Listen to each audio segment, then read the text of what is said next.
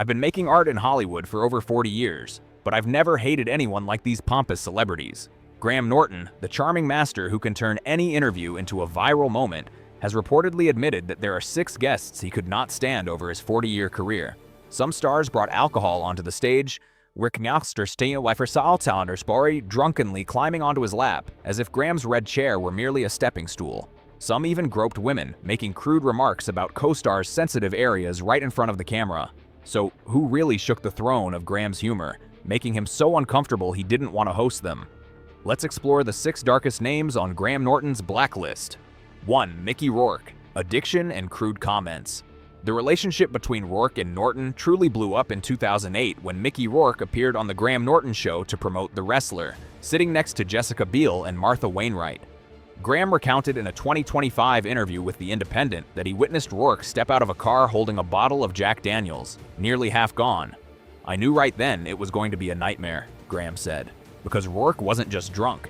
He turned the red sofa into his personal stage, continuously smoking despite rules, interrupting every conversation, and especially making overly familiar remarks toward Jessica Biel, causing her to force a smile while Graham repeatedly had to intervene. "I'm watching this, Jessica." He felt like a teacher in a chaotic classroom, having to apologize to Biel on air a few times to calm the atmosphere. The 45-minute interview felt like a century to Graham. Rourke laughed loudly at his own jokes, rambled about boxing in Hollywood, then suddenly went silent, leaving a deadly pause. Graham always emphasized how exhausting it was, forcing him to exert extra effort to maintain control over the atmosphere. Rourke's constant smoking habit also made Graham feel exhausted, almost like he had to monitor every action of the guest. Whenever Graham looked away for a second, Rourke would light another cigarette, making it feel like Graham was teaching a child instead of chatting with an adult actor. This not only made the conversation tense, but also made Graham describe the moment as boring due to his inability to control the pace and energy of the show. Rourke's vague answers forced Norton to ask multiple follow-up questions just to form coherent sentences, prolonging awkward silences during the interview. Rourke's body language clearly showed indifference, leaning back in the chair with little eye contact, making the atmosphere cold. The natural warmth and humor of the show were dampened, and Norton had to carry almost the entire conversation, filling in the gaps left by the guests' reluctance. Notably, what could have been a memorable interview turned into one of the most stressful and challenging experiences in Graham Norton's career. It showed that even a talented and witty host can face unforgettable moments, not because of fun, but because of awkwardness and lack of connection between the star and the show. Every second, Norton tried to fill the gaps with smiles and words, but exhaustion became increasingly apparent. A producer later recalled, "It's like talking to a wall." Even Graham, with all his experience and charm, could not salvage the situation. When the episode aired, viewers could clearly see Norton's fatigue. He admitted it was one of the hardest interviews of his career, not due to anger or disrespect, but due to a lack of connection. Mickey Rourke's attitude was truly unbearable. But the next guest will surprise you even more with what he did. 2. Harvey Weinstein, obsessed with himself. It all started in 2015 when Harvey Weinstein, then still a Hollywood mogul with Miramax and the Weinstein Company, pressured the Graham Norton Show crew to make a seat for him. Graham recalled in a 2023 interview with RTE Radio 1, he kept sending emails demanding to be invited even though the schedule was full. "We didn't want to, but he insisted, and eventually he won." Weinstein appeared on the red sofa alongside stars like Olivia Colman, David Tennant, and Tom Holland to promote The Imitation Game and other projects. Instead of a lively conversation, it quickly turned into chaos. Weinstein constantly interrupted Norton and the other guests, steering the conversation toward his own achievements instead of engaging in the witty, lighthearted banter the show is known for. His arrogance and controlling attitude diminished the natural humor and charm of the program. All of this forced Graham Norton to manage the situation, remaining professional while trying to keep the show from falling apart. What annoyed Graham most was not excitement or liveliness, but the lack of respect for boundaries. The arrogance of someone in power thinking fame and money could buy everything. He acted as if the show was his own, Graham shared. Meeting Weinstein was proof that even with experience and improvisational skill, a host can face unpredictable challenges when confronting powerful, unmanageable personalities. It reminded audiences that humor, charm, and television charisma can sometimes be tested by unpredictable people. That night left a deep mark on Graham Norton's memory. Years later, when Weinstein's scandal was revealed, he looked back on the episode with new awareness. The moment now appeared as a glimpse into a person whose powerful exterior concealed a troubled reality, and it remained an experience Graham and viewers wouldn't forget. "I knew nothing back then," he said, but now it was all clear. The episode, once only awkward, now stood as a dark warning of arrogance and cruelty that the world would later witness fully.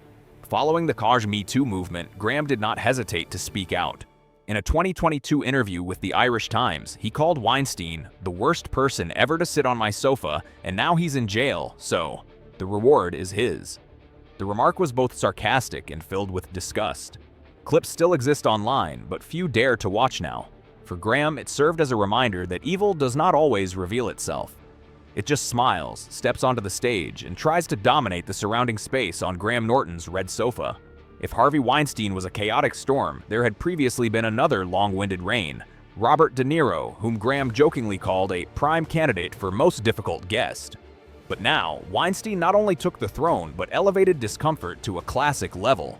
3. Robert De Niro, the most boring and hard-to-interview guest. Robert De Niro is a completely different case.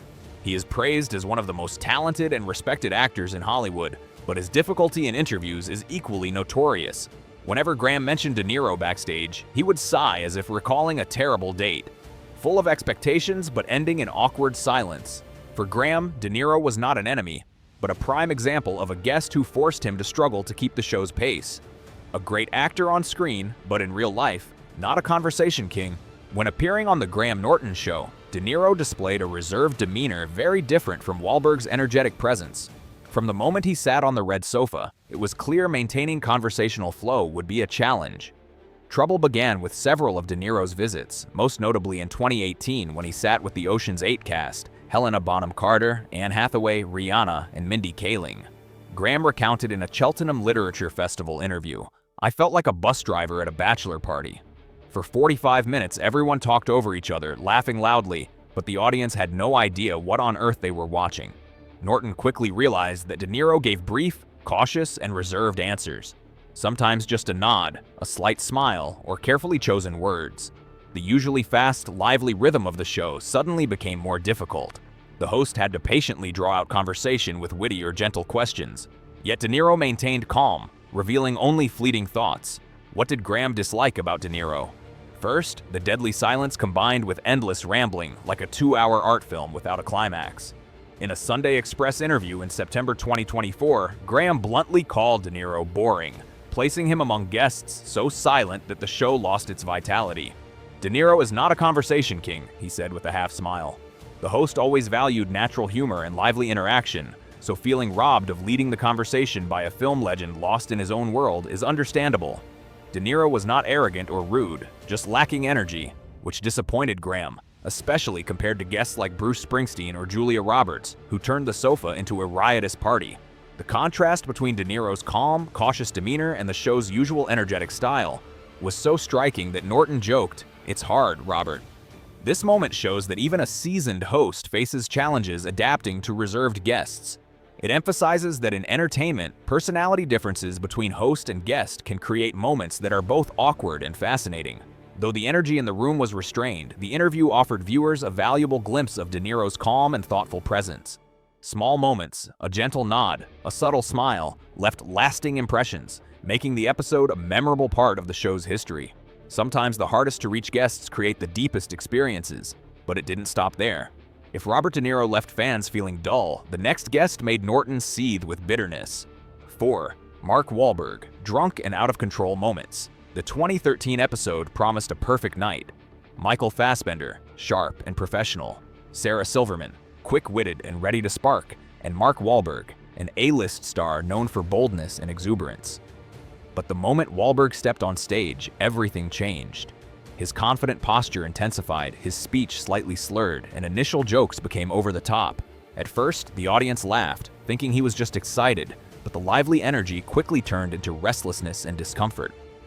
Off-track jokes became awkward, making the studio atmosphere tense. Then, the most memorable moment happened. Without warning, Wahlberg stood up slightly unsteady, climbed onto Graham Norton's lap, draped an arm around the host's shoulder, and laughed as if hanging out with close friends. Nervous laughter echoed in the studio while Graham remained calm, smiling and gently trying to restore order, though his eyes betrayed tension. Norton later admitted he was just losing it. I mean, really losing it. Home viewers couldn't believe their eyes. Some saw it as an unpredictable comedic accident, while others felt secondhand embarrassment. This moment highlighted that even the most charming stars can create surprises that Graham Norton, despite his experience, cannot anticipate. Wahlberg later admitted he had a few drinks before the show and was just enjoying himself too much. But that night left an unforgettable mark in the show's history. It served as a reminder that live TV is not always just fun. Sometimes it crosses boundaries, becoming both awkward and tense. 3 years later in 2017, Wahlberg returned to promote Transformers: The Last Knight, sitting next to Tom Holland and Anthony Hopkins. This time he was sober, but still could not resist teaching the young Spider-Man a lesson with a witty but slightly sharp remark. "You've never been to jail, huh?" Everyone understood it as a reference to Wahlberg's criminal past in 1988, a dark mark he often referenced to appear cool. Graham Norton froze for a moment at the awkward remark, then quickly recovered, guiding the conversation with a half smile, turning the moment into subtle satire. The audience giggled. Wahlberg blushed, embarrassed but amusing. Graham did not hate him, but clearly disliked this show-off approach, especially as it created a slightly forced atmosphere. With just a few words, the moment became both funny and clever, showcasing the host's skill in steering conversation. What do you think about Mark Wahlberg's clumsy antics? Share your thoughts. But that's nothing compared to the discomfort of the next guest. 5. Kevin Costner, overly reserved and serious. Kevin Costner is the next case, and his appearance did not explode as expected. Graham recalled that from the first moment, Costner exuded indifference, as if he'd rather be riding a horse on the Yellowstone Plains than participating in a lively chat. He answered briefly, expression cold, while other guests, especially Jerry Halliwell with her familiar sarcasm, tried to pull him into conversation. His serious, reserved attitude contrasted sharply with the show's lively energy, continuous jokes, and playful banter that defined Norton's style. Costner was not rude or impolite, but his near-cold composure made the atmosphere awkward. Graham admitted he felt frustrated having to carry the show alone, as Costner's answers were short, cautious, and didn't fully engage in conversation. Throughout the interview, Costner responded to Norton's humorous stories superficially, lacking the natural playfulness viewers expected. Dialogues that should have been rhythmically funny became awkward, leaving more stiff moments than enjoyable ones. Clearly, although a charismatic on-screen actor, Costner did not fully fit the talk show's tone. Norton admitted, "Some people don't get this show. It's designed to be silly, not a press conference." The difference in pace was so obvious that every Norton joke paused before Costner answered. When others shared funny anecdotes, he listened as if watching a documentary. Audiences noticed the pauses, which were respectful but lacked rapport. He admitted some guests simply don't fit this format, and that's completely normal, but it can make an episode drag and feel less charming. Costner's reserve was frustrating, but the overly serious attitude of the next guest annoyed Norton even more. So who was that final hated guest? Let's see who it was. 6. Daryl Hannah, the difficult, dull guest. One of the most difficult guests Norton has ever hosted is Daryl Hannah. Unlike other difficult stars who might cause chaos or act arrogantly, Hannah's challenge was entirely different. She simply refused to participate, turning the interview into one of the most painful experiences in Norton's career. Her answers were confined to curt phrases interspersed with long, uncomfortable silences, making the conversation almost impossible to continue. In later recollections, Norton admitted he often felt as though Hannah had been dragged onto the show against her will. Unlike other reserved guests who, though cautious, still contributed to the conversation, Hannah remained completely distant, as if appearing held no appeal whatsoever. Her reluctance forced Norton to struggle to manage the interview, and even his usual humorous tricks and clever diversions proved useless. An interview that should have been lively and engaging became a tense, awkward challenge, leaving both host and audience in a state of frustration. Norton was extremely unsettled by Hannah's quiet energy. He described her as a very silent guest, contributing little to the liveliness that is the trademark of the show. In the rare moments she did respond, Graham tried every method to elicit engagement. Humor, teasing, empathy, even self-deprecation. However, none of it worked. The prolonged silence made Graham feel as if he were dragging the conversation along with a rope, and the audience could sense the tension. Heavy gaps appeared between Hannah's brief answers, making the interview unlike any other guest experience. Graham admitted that this was one of the most difficult experiences on the red sofa, not because of anger or frustration, but because of a lack of connection. Hannah was neither rude nor oppositional. She simply did not want to participate and did not feel comfortable in the humorous, lighthearted environment of Graham's show. This left Graham feeling powerless even as he maintained a professional smile and tried to guide the program. Graham Norton, the man behind the red sofa. Over 18 years on the legendary red sofa, Graham Norton has faced all kinds of guests, from dazzling stars to unmanageable legends. With wit and charm, he has not only led conversations but created his own brand. Let us step back in time to explore the real person behind Graham and the reasons he rose to become an icon of British television. Graham William Walker was born on April 4, 1963 in Clondalkin, a quiet suburb of Dublin, Ireland. He grew up in the town of Bandon, County Cork, with his father, Billy Walker, a Guinness sales representative, and his mother, Rhoda, a dedicated teacher. From an early age, Graham showed quick wit, humor, and a natural curiosity, qualities that would later become his signature on British television. He attended Bandon Grammar School, where his storytelling talent and performance skills began to flourish. Although occasionally shy, Graham always found joy in making others laugh and felt confident performing in front of an audience.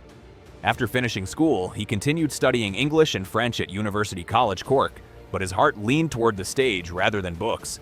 His passion for performance led him to leave before completing his degree, boldly moving to London to pursue his dreams. Life in London was far from easy. Graham took various odd jobs to cover living expenses while struggling financially during his time at the Central School of Speech and Drama.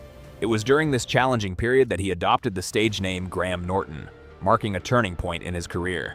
Despite obstacles, persistence, personal charisma, and humor opened doors to the entertainment world in the 1980s. However, the real breakthrough came in the early 1990s when he began performing stand-up comedy, quickly gaining recognition for his sharp and captivating style.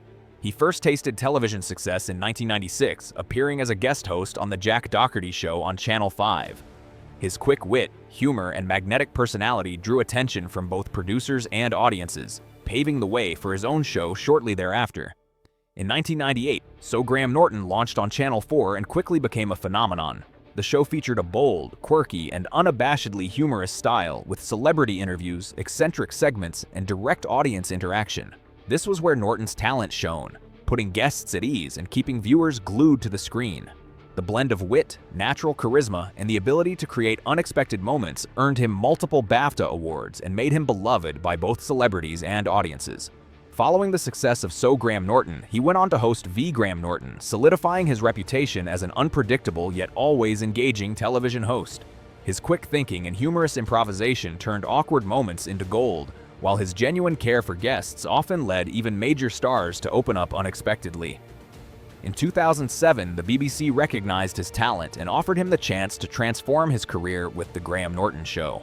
Premiering on BBC Two before moving to BBC One, the show quickly became a global success. Unlike traditional talk shows, Norton's format brought multiple guests together on one sofa, encouraging natural, humorous conversation. The relaxed atmosphere combined with Norton's continuous hosting created countless viral moments and unforgettable interactions with celebrities. Today, Graham Norton remains a central figure in television, continuing to bring joy to audiences with sharp wit, quick humor, and a captivating presence. He hosts The Graham Norton Show, one of the most acclaimed talk shows worldwide, combining celebrity interviews with fun games and lively audience interaction, making the iconic red sofa a hub of memorable moments. The show is praised for its unique blend of boldness, warmth, and spontaneity, attracting top-tier actors, musicians, and comedians from around the world.